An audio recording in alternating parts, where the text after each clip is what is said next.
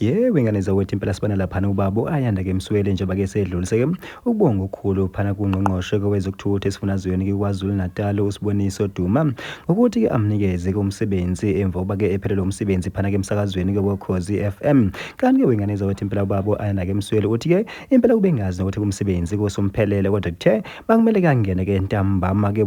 impela-ke akaziboni-ke ekhona phana-ke ohlwini-ke labantu-ke abazongena engangoba-ke uze wafonelwa-ke abanye-ke bozakwabo-ke bekuyibona-ke bebezomfaka bathi indoda-ke naku phela lana-ke izinto-ke zingakuvezi la ngaba kwenze njani wabesena-ke sephendula wathi cha madoda-ke nami-ke ngiyakubona-ke lokhu. Bafowethu impela udlulisa ukubonga kwakho okukhulu phana-ke ungqongqoshe-ke wezokuthutha la esifundazweni-ke iKwaZulu-Natal okuyena-ke uSiboniso-ke Duma ethi cha impela-ke ngaphandle kwakhe-ke bokuzoba khona-ke imizi-ke ekuzolala-ke kungadliwe kuyona-ke ngoba-ke bokuzoba kukhona-ke abantu-ke abangasibenzi-ke bafowethu impela lokhu-ke ukuveza-ke ngesehlakalo sithe samehlela phana-ke emsakazweni-ke lapho-ke besebenza khona laphana-ke evuzana-ke waphuma kumbe-ke waxoshwa-ke kumbe-ke kwathiwa cha inkontileka yakho-ke asivuseleli-ke kodwa-ke ngaphandle kokuthi-ke atshelwe. Bafethu impela-ke ngaphandle bangikhuluma kakhulu-ke ake nishiyele yona-ke le video kababa umzweli nani-ke nizwele.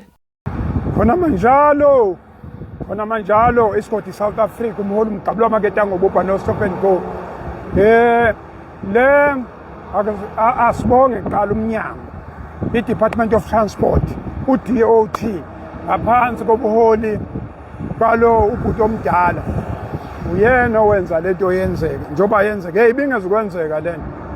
bekuzoba nzima kwamanye amadoda nakweminye imizi kodwa-ke uyiqedile i-unemployment kwavele